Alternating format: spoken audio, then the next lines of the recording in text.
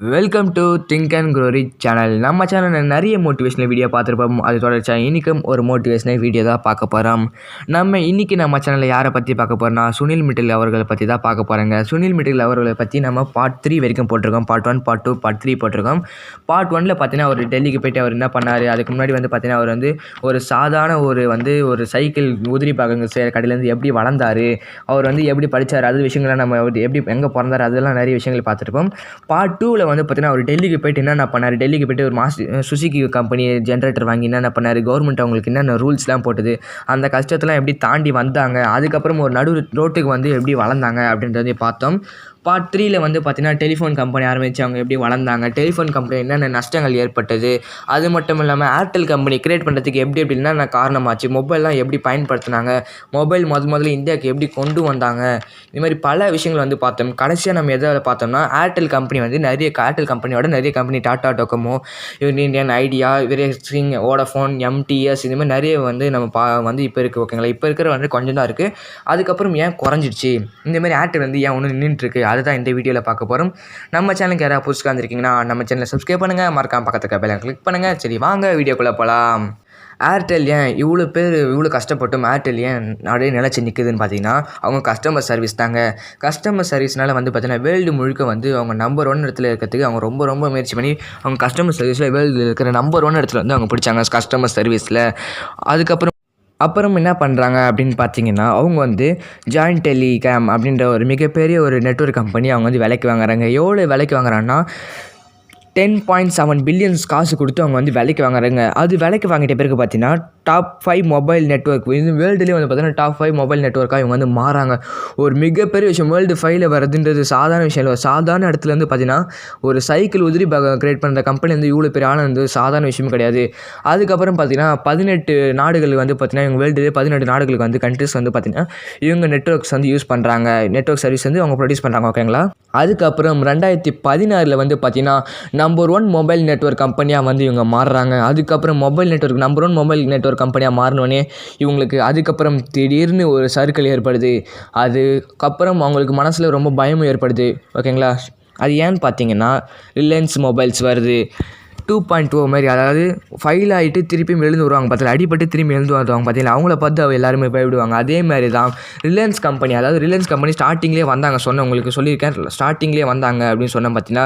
அப்போ சுனில் மிட்டல் அவங்க அவ்வளோ பெருசாக எடுத்துக்காமல் அப்போயும் தோத்துட்டதுனால இவர் ஜெயிச்சிட்டாரு. ஆனால் இந்த தடவை பார்த்தீங்கன்னா ஜியோ அப்படின்ற ஒரு கொண்டு வராங்க புது விஷயத்தை. அதில் பார்த்தீங்கன்னா முற்றிலும் ஃப்ரீ அப்படின்னு சொல்லிட்டு ஃப்ரீயாகவே சிம் கார்டு கொடுக்குறாங்க. அது மட்டும் 1 நாள் 2 நாளில் 3 மாதத்துக்கு பார்த்தீங்கன்னா ஃப்ரீயாகவே பேசலாம், ஃப்ரீயாகவே நெட் யூஸ் பண்ணலாம் அப்படின்னு சொல்லிட்டு 3 மாதத்துக்கு கொடுத்தாங்க. நானே ஆச்சரியமாக பார்த்தேன். நான் இருக்கும்போது சின்ன வயசில் இருக்கும்போது பார்த்தேன், நானே ஆச்சரியமாக பார்த்தேன். நானும் சிம் கார்டு வாங்கின எவ்வளோ ட்ரை பண்ணேன், ஆனால் எனக்கு கிடைக்கல. அது பார்த்தீங்கன்னா 3 மாதத்துக்கு ஃப்ரீ அப்படின்னு சொன்னாங்க. இப்போ பார்த்தீங்கன்னா ஜியோ தான் முதல் இடத்துல இருக்குது. ஏன்னு பார்த்தீங்கன்னா அவங்க 3 மாதத்துக்கு முதல்ல ஃப்ரீயாக கொடுத்தாங்க. எல்லோரும் எக்கச்சக்கமான பேர் வாங்க ஆரம்பித்தாங்க. அதுக்கப்புறம் அந்த சிம் எப்படி விலை ஏறிச்சு உங்களுக்கு தெரியும். 50 ரூபா 100 ரூபா அப்படின்னு கொஞ்சமாக விலை ஏறி பார்த்தீங்கன்னா இப்போ ஜியோ கம்பெனி முதல் இடத்துல வந்துருச்சு. அதுக்கப்புறம் பார்த்தீங்கன்னா நிறைய கம்பெனிஸ் நெட்வொர்க் கம்பெனிஸ் இருந்தது பார்த்தீங்களா, அந்த கம்பெனிஸ் எல்லாமே மாயமாக மறைஞ்சிச்சு. சில கம்பெனி சொல்லி தான் இருந்தது. அது என்னென்னு பார்த்தீங்கன்னா ஏர்டெல், ஐடியா, வோடாஃபோன், இந்த 3 கம்பெனி சொல்லி தான் ஜியோக்கு முன்னாடி எதிரில் நின்றுட்டு இருந்தது. அந்த எதிரில் நிற்கிற 3 கம்பெனிஸும் ரொம்ப நேரம் தாக்கு பிடிக்க முடியாமல் என்ன ஆச்சுன்னா ஐடியா, வோடாஃபோனும் இப்போ ஒன்று சேர்ந்துட்டாங்க. ஐடியா, வோடாஃபோனும் ஒன்று சேர்ந்து இப்போ எதுவுமே அவங்களால எதுவும் பண்ண முடியாதனால ஐடியாவும் வோடாஃபோனும் ஒன்று சேர்ந்துட்டாங்க. அப்படி இருந்தாலும் ஏர்டெல் பார்த்தீங்கன்னா சிங்கிளாக ஒரே ஒரு ஆளாக நின்று அவங்க முயற்சி பண்ணிகிட்டு இருக்காங்க. அதனால இப்போ ஏர்டெல் பார்த்தீங்கன்னா இப்போ 3வது இடத்துல இருக்குது. ஆனால் கருத்து கணிப்புப்படி, அதாவது கருத்து கணிப்பாங்க பார்த்தீங்களா, ஏர்டெல் இது மாதிரி எந்த இடத்துல வரும், இந்த மாதிரி ஒவ்வொரு பிஸ்னஸ் கருத்து கணிப்பு எடுப்பாங்க பார்த்தீங்களா, அதில் ஏர்டெல் தான் எல்லோரும் சப்போர்ட் பண்ணுறாங்க. எவ்வளோ ஃபஸ்ட் இடத்துல ஜியோ இருந்தாலும் இன்னும் கொஞ்சம் வருடங்களில் ஜியோ பின்தங்கிடும். ஏர்டெல் முன்னாடி வந்துடும். எவ்வளோ பின்னாடி ஏர்டெல் இருந்தாலும் இன்னும் கொஞ்ச நாளில் ஏர்டெல் முன்னாடி வந்துடும் அப்படின்றது நிறைய பேர் கருத்து கணிப்பில் சொல்லியிருக்காங்க. ஏன்னு பார்த்தீங்கன்னா சாதாரண இடத்துல ஆரம்பித்து ஒரு 400 மில்லியன் கஸ்டமர்ஸை கொண்டு ஒரு சக்ஸஸ்ஃபுல்லாக அவங்க ரன் பண்ணிகிட்டு இருக்காங்க. இதனால் பார்த்தீங்கன்னா ஏர்டெல் கம்பெனியை விட அவங்க தான் ஒரு மிக சிறந்த ஏர்டெல் கம்பெனி ஜியோ கம்பெனியோட சிறந்ததாக விளங்குவாங்க இன்னும் கொஞ்ச நாட்டில். அது மட்டும் இல்லாமல் 18 கண்ட்ரீஸில் வந்து பார்த்திங்கன்னா அவங்க வந்து அவங்களோட சேவைகளை வழங்கிட்டு இருக்காங்க.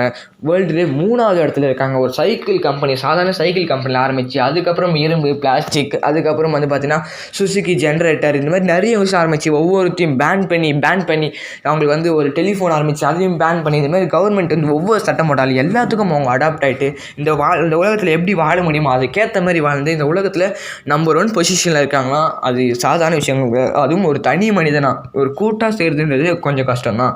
ஆனால் ஒரு தனி மனிதனாக அவர் சாதிச்சிருக்காருன்றது ஒரு சாதாரண விஷயமே இல்லைங்க, ஒரு அற்புதமான விஷயம். நீங்கள் வந்து பார்ட் 1, பார்ட் 2, பார்ட் 3 அதெல்லாம் பார்க்கலாம், போய் பார்த்துட்டாங்க. அதில் உங்களுக்கு நிறைய இன்ஃபர்மேஷன்ஸ் இருக்கும், ஓகேங்களா. இதுக்கப்புறம் நம்ம சேனலில் நிறைய மோட்டிவேஷனல் வந்து நிறைய மோட்டிவேஷனல் வீடியோ போட்டுருக்கோம். நம்ம சேனலை சப்ஸ்கிரைப் பண்ணிங்கன்னா உங்களுக்கு டெய்லியும் ஒரு மோட்டிவேஷனல் வீடியோ கிடைக்கும், ஓகேங்களா.